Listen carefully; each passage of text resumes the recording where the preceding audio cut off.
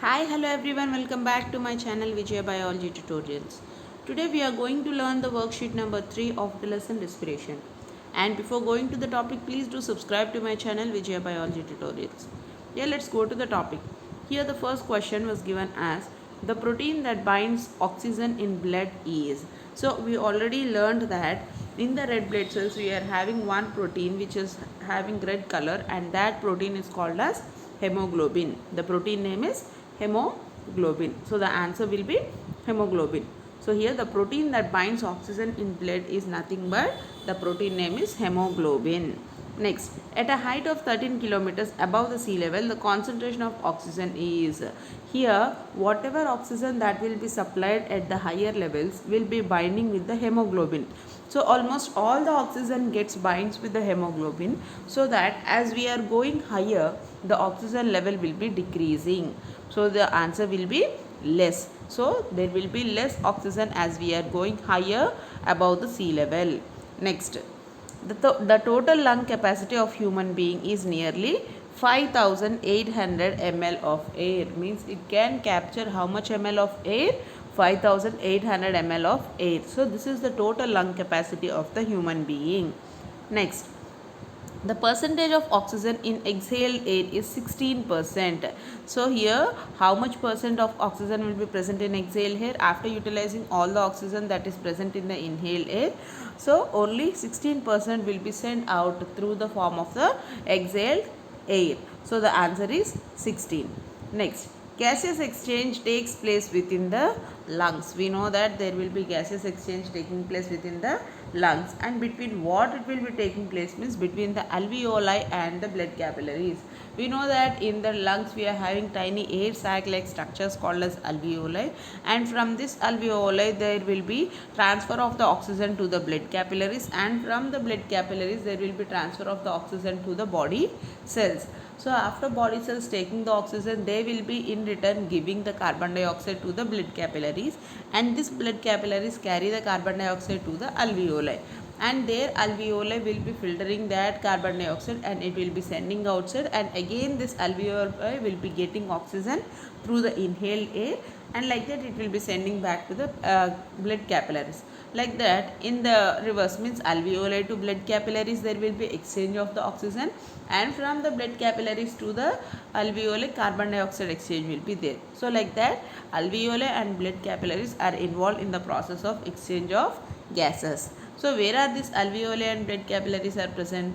These alveoli and blood capillaries are present in the lungs. Next, what has raised the percentage of carbon dioxide in exhaled air? So this question was already given in the previous worksheet also. So the same question they have asked here. So what has raised? So exhaled air, we know that we exhale the air, we exhale the carbon dioxide gas, but still what are the other factors that are raising the carbon dioxide level in exhaled air? Is burning of fossil fuels is one of the reason. Nothing but when we use vehicles, we should use petrol, diesel, this all we have to use. So burning of fossil fuels is one of the reason. Deforestation, so cutting of the trees will increase the greenhouse gases. So greenhouse gases increase rapidly, it leads to the increase of carbon dioxide. So these are the some reasons which are causing increase of carbon dioxide in the exhaled air. Yeah, next question, what is palate? Palate is the roof of the mouth. We know that on the, so it is the roof of the mouth, separating the cavities of the mouth and nose in the vertebrates. So the palate will be present in the vertebrates, it will be separating the nose and the mouth. So the answer is palate is the roof of the mouth, separating the cavities of the mouth and nose in the vertebrates. So what are vertebrates? Who are having spinal cords are called as vertebrates. So these are the different questions which are given in the worksheet number 4. Okay, now let's go to the next question, 8th question. Yeah, just hold on.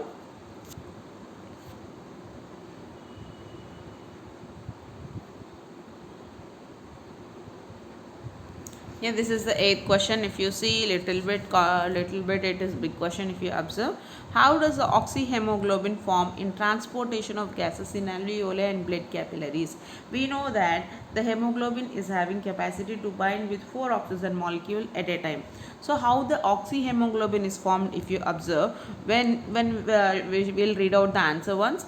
Hemoglobin has the capacity to bind with the 4 oxygen molecules.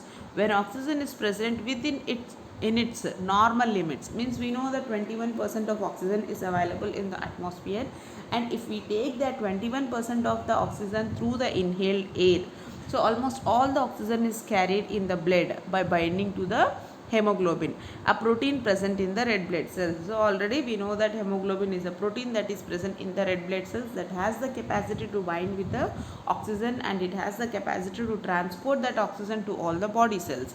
As oxygen is diffused in the blood, diffusion, we know that diffusion nothing but mixing, it rapidly combines with the hemoglobin. So when the oxygen is entering into the body, the hemoglobin will capture that oxygen molecule, and this oxygen gets diffused in the blood. In the blood we are having the hemoglobin pigment. So this oxygen binds with the hemoglobin, and finally what does it form? Oxyhemoglobin it forms. It forms oxyhemoglobin. So if you read out the answer once, hemoglobin has the capacity to bind with 4 oxygen molecules. When oxygen is present within its normal limits, that is 21%, then almost all of it is carried in the blood by binding to hemoglobin, a protein that is present in the red blood cells. As oxygen is diffused in the blood, it rapidly combines with the hemoglobin to forms the oxyhemoglobin. So here whatever oxygen that is present in the atmosphere, when it enters into our lungs through the inhaled air, then almost all the oxygen will be utilized by the blood. In the blood what we are having means hemoglobin pigment we are having. This hemoglobin pigment is having the capacity to bind with 4 oxygen molecules at a time. So this hemoglobin pigment, it will be binding with the oxygen, and finally it forms oxyhemoglobin. So like that the oxyhemoglobin is formed in the transportation of gases in alveoli and blood capillaries. So the answer is this one.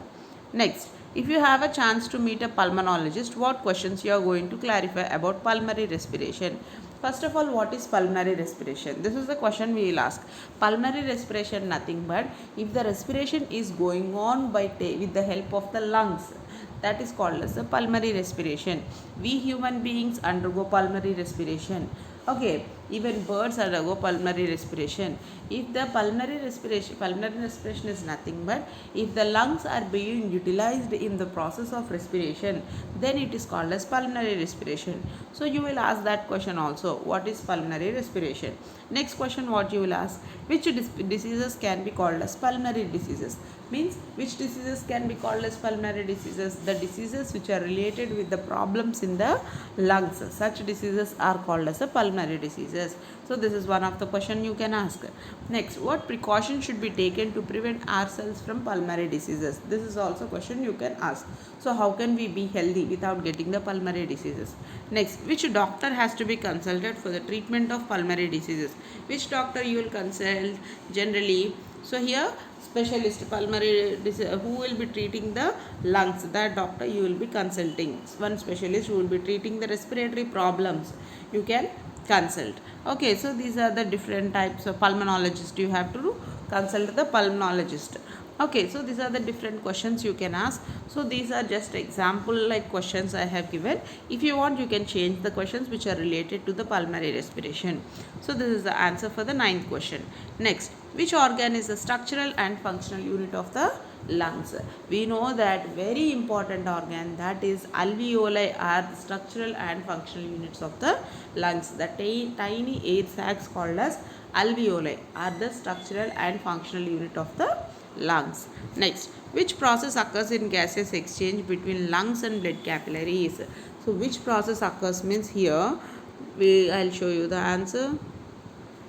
Here which process? Diffusion process. So in our body, for the exchange of gases, what process occurs means diffusion process. Nothing but here there will be mixing of the oxygen in the blood.